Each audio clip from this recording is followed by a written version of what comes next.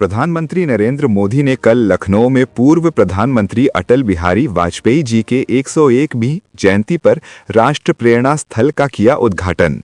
PM Modi ने जनसभा को संबोधित करते हुए कहा, आज लखनऊ देश के अग्रणी राज्यों में शामिल है और दुनिया में अपनी पहचान दिखाने वाला ब्रह्मोस मिसाइल लखनऊ में बन रहा है। अमेरिकी राष्ट्रपति डोनाल्ड ट्रंप के टैरिफ पर नया अपडेट। दोनों देशों के बीच जल्द हो सकता है ट्रेड डील।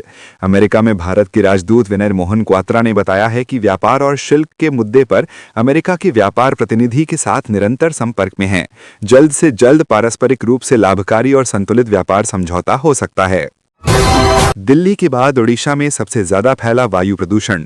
ओडिशा के 3 शहर देश के 5 सबसे प्रदूषित शहरों में शामिल हैं, जो दिल्ली की वायु गुणवत्ता से भी बदतर स्थिति दिखा रहे हैं। इन शहरों में प्रदूषण का स्तर चिंताजनक रूप से बढ़ गया है, जिससे स्वास्थ्य संबंधी खतरे पैदा हो गए हैं। ये स्थिति ओडिशा में पर्यावरण प्रदूषण के गंभीर मुद्दे को उजागर करती है। पंजाब में शराब पीकर गाड़ी चलाने वालों के खिलाफ विशेष अभियान का असर।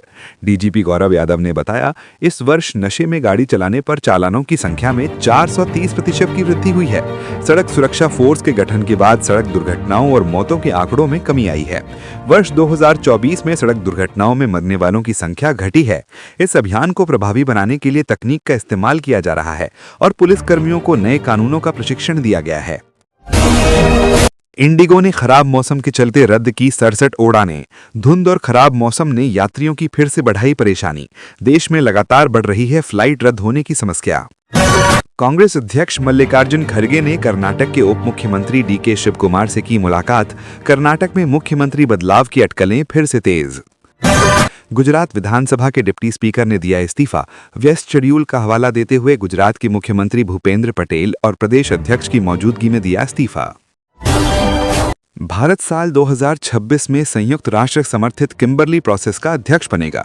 इस बात को लेकर विदेश मंत्री एस जयशंकर ने भारत की तारीफ की है। उन्होंने कहा कि भारत का अध्यक्ष बनना देश के हीरे के वैश्विक व्यापार में नेतृत्व क्षमता को दर्शाता है। निजी टेलीकॉम कंपनियों को टक्कर देगी बीएसएनएल, बनाए जाएंगे 23,000 बेस स्टेशन। दूरसंचार विभाग ने आगामी वित्त वर्ष में बीएसएनएल की बेस स्टेशन क्षमता करीब 25% तक बढ़ाने के लिए केंद्र सरकार से मंजूरी मांगी है। इसके अलावा सरकारी टेलीकॉम कंपनी के लिए 23,000 नई बेस स्टेशन साइट्स स्थापित करने का प्रस्ताव भी रखा है। सुप्रीम कोर्ट पहुंची सीबीआई। उन्नाव दुष्कर्म केस में अपील दायर। 2 महिला वकीलों ने हाईकोर्ट के फैसले को दी चुनौती।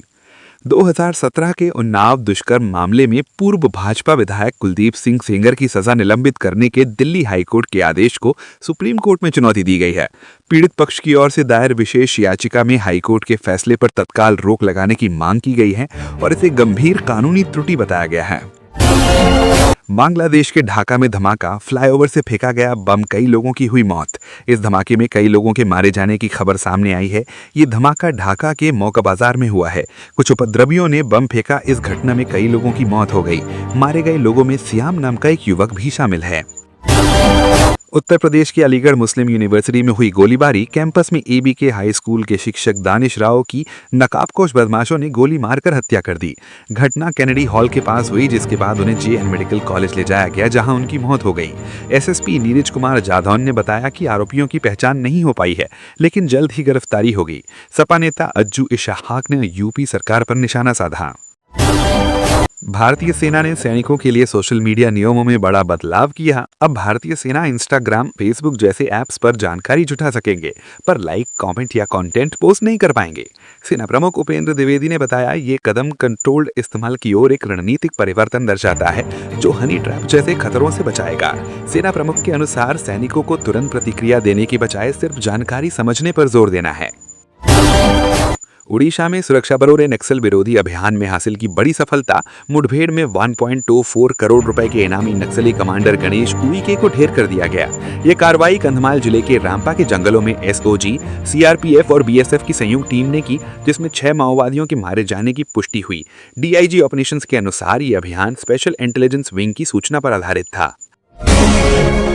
तमिलनाडु के मुख्यमंत्री एम.के. स्टालिन ने केंद्र में भाजपा सरकार के सत्ता में आने के बाद से अल्पसंख्यकों के खिलाफ नफरत भरे भाषणों में कथित 74% बढ़ने का आरोप लगाया है। उन्होंने कहा कि ये वृद्धि देश में आने वाले गंभीर खतरे का संकेत देती है और समाज को बांटने वाले समूहों पर अंकुश लगाना एक साझा कर्तव्य है। स्टालिन ने मणिपुर, जबलपुर और रायपुर में अल्पसंख्यकों पर हुए हमलों का भी हवाला दिया।